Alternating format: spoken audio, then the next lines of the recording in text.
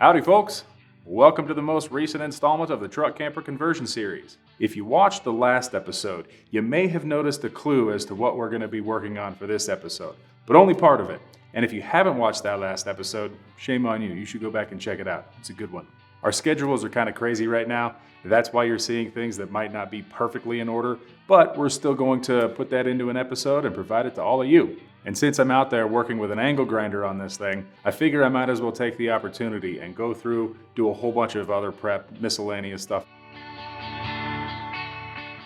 If you've been paying attention to this series, you're finding out that I am learning as I go. And one of the things that I am learning as I go is the order of operations. With any project, order of operations matters, but with this one, there are a few things that are a little bit more obvious than others. One of the obvious ones is making sure that I tackle all of the welding, whether that's inside or outside, before I do any of the priming. So because I'm tackling the windows and the vent fan hole with an angle grinder, figure I'll take the opportunity to do any other welding or heat sensitive items on the outside.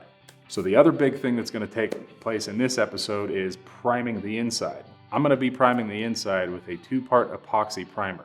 I've never used a 2-part epoxy primer and B, an automotive paint. So we'll see how this goes. I'm pretty confident about it because I get to start on the inside, so if I mess something up in there, it'll all get covered up and I won't have to worry about it. It's a great place for me to practice. So, as mentioned, along with what I have already accomplished, there is a ton of other stuff that I gotta get to. So let's tackle that, see how far we get.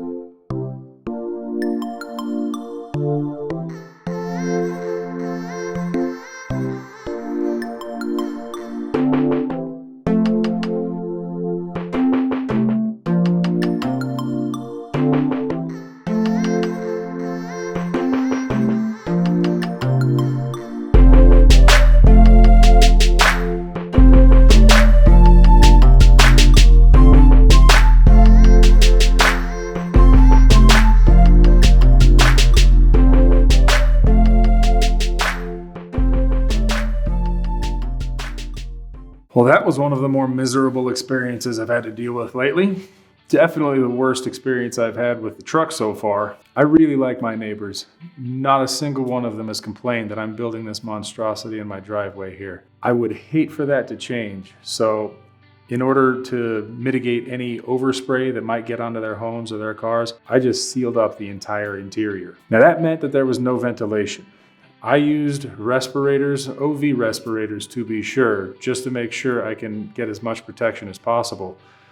But if there's nowhere for those vapors to go, there's really only one spot they can go. The filters that I was wearing, they lasted about 2/3 of the way through before I started getting a lot of volatiles coming into the mask. Not much I could do for it. Once I started, I had to keep going. We were able to film the first coat going on. I ended up putting a second coat on afterwards, so it has really good coverage inside. Before I did all of that, there was a ton of prep work. That was cleaning out the inside, wiping everything down with acetone, making sure that I hit all of the possible areas that might leak water with seam sealer. I also applied CoroSeal, a rust converter solution, to a few spots that had rust in there. But if you look at it inside now, it looks great. It's all one uniform color. I actually didn't do as terrible of a spray painting job as I thought I would. I had previously mentioned in the channel introduction that this is not our full-time gig. As a consequence, lately our schedules have been crazy busy and we just weren't able to link up at a good time to get this done. So we ended up starting the paint job in the afternoon and that crept into the night. It was a big challenge to get this thing completely painted when the sun had set. But we made do. We were able to get it done. I ended up using the leftover primer that I had to just shoot on the insides of the cabinets because why not? It can only really help. There's a few spots that the paint had scraped off in there, so might as well put the paint to use. I had gone over all of that interior before with 60 grit sandpaper just to rough up the surface. I'm not looking for a very smooth finish on this.